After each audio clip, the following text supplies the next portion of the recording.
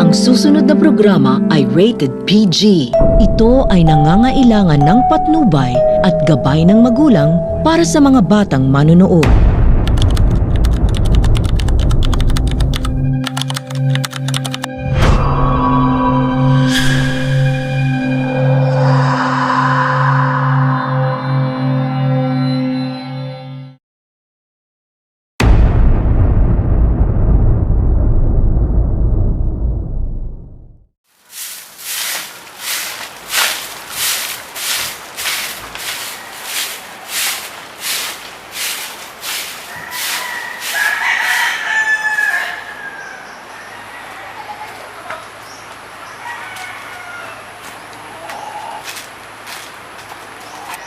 Bakit nandito ang mga yan? Fred! Anong ibig sabihin nito? Bakit nandito ang mga yan?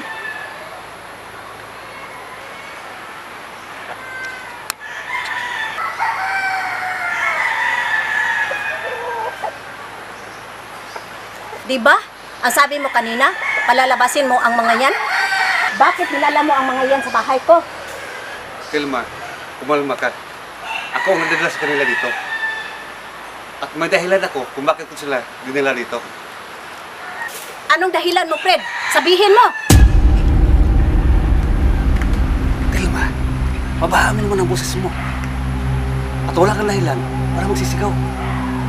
Nandito ako at ako ang nadala sa kanila dito. Bakit kasi dito mo pa dinala? Telma, patuloy mo muna kami sa bahay mo. Saka tayo mag-usap. Ano? Patutuloyin ko ang mga yan sa bahay ko? Napapaliw ka na ba, Fred? Telma, hindi ako baliw. Nasa matinong pag-iisip ako. Sige na, mag-iusap. Patuloyin mo na sila. Pagkatapos ay mag-uusap tayo. Papaliwanag ko sa'yo kung bakit ko sila dinala dito. Ikaw, Fred, pinapahamak mo talaga ako.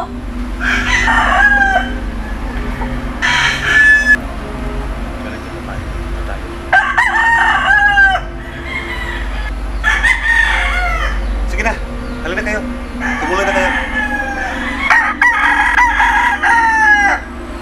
Manong, okay lang ko ba na tumulong kami dyan? Parang galit kasi yung may-ari. Huwag nyo na sa isipin. Halina kayo. Tumuloy na kayo. Okay, ikaw ang nagsabi. Tara.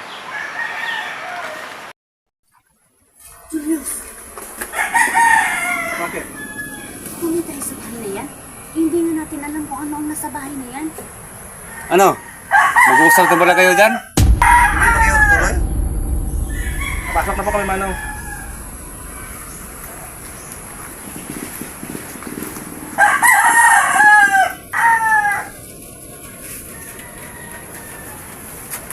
Umupo lang muna kayo dyan. Mag-uusap lang kami ng Telma. Sino, Manong? Tilma kaya ang pangalan ng babaeng yun. Oo. At Fred yung lalaki.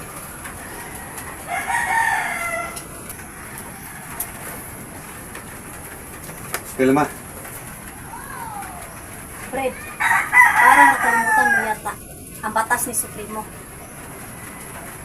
Fred, nahigpit tayong pinagbawalan ni Supremo na kumukpok ng mga dayuhan. At ni kahit ang pagpakain at pagpainom ng tubig ay bawal. Telma, hindi ako nakalimot. At alam ko ang tungkol dyan. Hindi ka nga nakalimot, pero bakit mo dinala ang mga yan dito? At bakit hindi mo sila pinalabas ng baryo? Telma, makinig ka na mabuti sa sabihin ko. Telma, kinausap namin sila kanina ni Elna. Pero hindi sila nakinig sa amin. Sa palagay ko, ayaw nilang lumabas ng baryo. At sa palagay ko, matindi ang pakay na dito sa baryo natin. At yan ang gusto kong alamin sa kanila. Pangalawa, ayaw ng Supremo na kumupok tayo. Pero gustong-gusto niya na protektahan natin ang mga dayuhan. At ang ginagawa ko ngayon ay hindi paglabag sa kagustuhan ni Supremo. At protektahan sila dahil yan ang ginagawa ko ngayon. si Kapitana. Paano kung malaman ni Kapitana ang ginagawa mo? Telma, kaya ko sila dinala dito dahil pinuprotektahan ko sila laban kay Kapitana. Kapag nahuli sila ng Kapitana at napatay, tayo ang mananagot sa taga-baryo. Dahil hindi natin nagampanan ng mabuti ang mga tungkulin natin. Julius, ano kayang pinag-usapan nila? Sa palagay ko, yung kumbinsin ni Manong Fred si Manang Telma, nahayaan tayong tumuloy dito. Siguro naman. Silya, kung magkataon man, na makatuloy tayo sa bahay na ito, balik tayo sa unang plano. Ang kulang ng tiwala nila bago hanapin ang kuiba ng ito. Sige, sangayon ako. Sige. Tapos na yata silang mag-usap.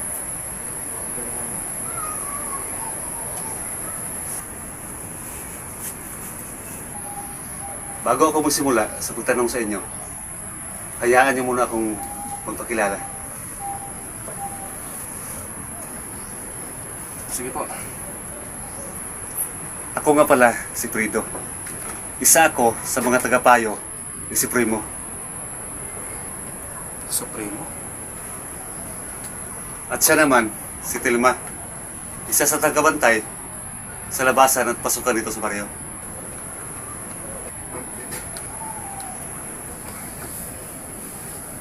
Maaari po bang magtanong? Ano yon, lalaki? Tama ba ba yung narinig ko kanina? Ay binanggit ko kasi kayong Supremo. Si Supremo ay ang pinuno namin. Pinuno? Di ba? Ang tinatawag na Supremo ay tinatawag yan sa leader ng mga kulto. Di kaya ay demonic religion. Kung totoo si Riha, mas masahol pa kami sa kulto. Bakit? Ano ba kayo? Hindi nyo na. Dapat malaman pa.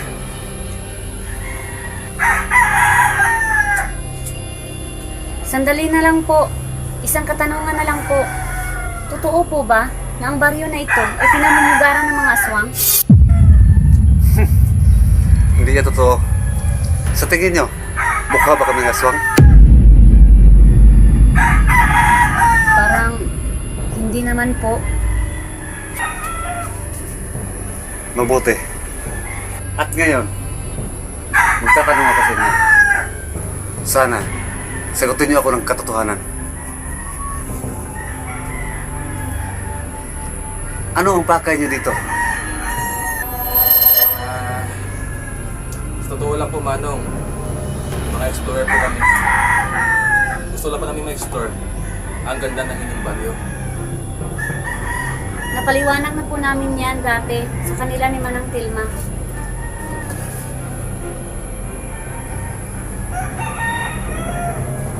Alam niyo, hindi ako naniniwala sa mga sinasabi niyo.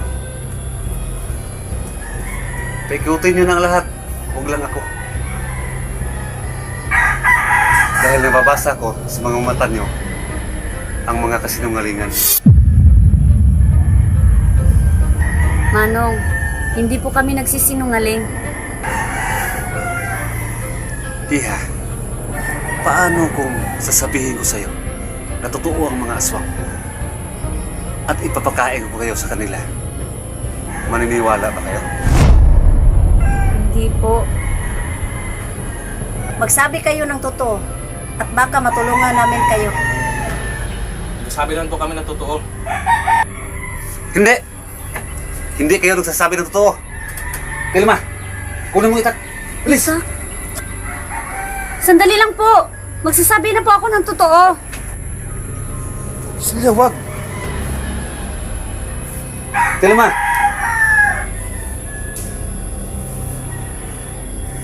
Hinahanap po namin ang kuweba ng ginto! Bakit mo sinabi? Papatayin nila tayo! Kuya ba ng ginto? Pang ilan na ba sila? Ang sampo na yan. Anong pansampo? Pang-10 tao na kayo ang naloko tungkol sa kuwibang ginto na yan. Oo, ito, may kuwiba. Pero walang ginto. Po, Ano pong ibig niyo sabihin, Manong? hindi totoo ang kuwibang ginto. Naloko kayo. Buti na lang, dito kayo sa kamay namin napunta. Dahil kung sa iba, sigurado, patay na kayo.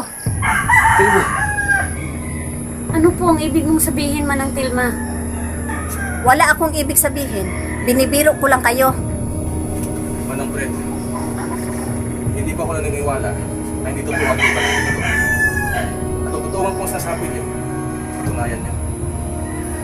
ano ang gusto niyong patunay? Dalhin niyo po kami sa kuiba.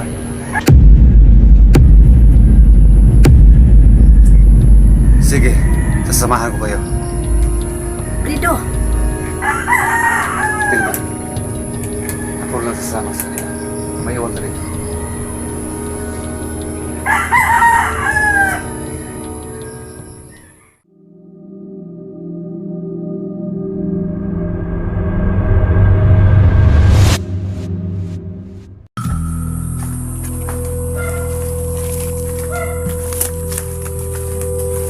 grabe.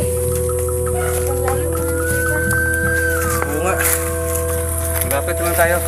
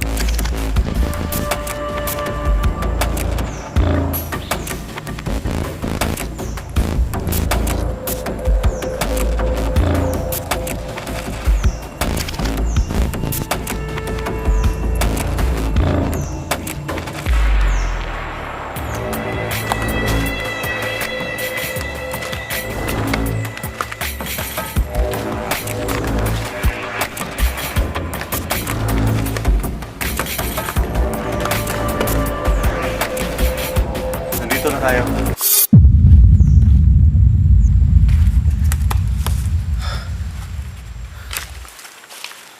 Nasaan po ang kuweba? Nandito sa tabi ko.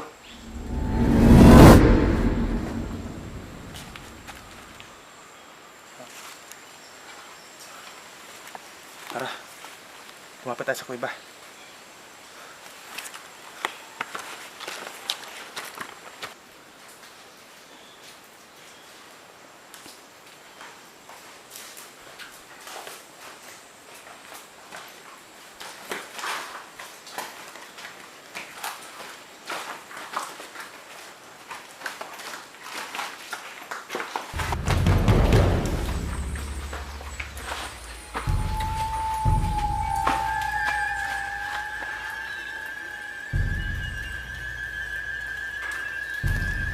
Silya.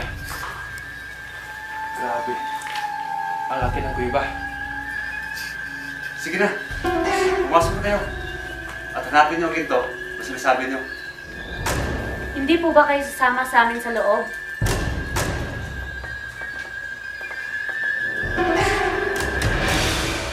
Samahan Samahan mo na lang po kami, Manong.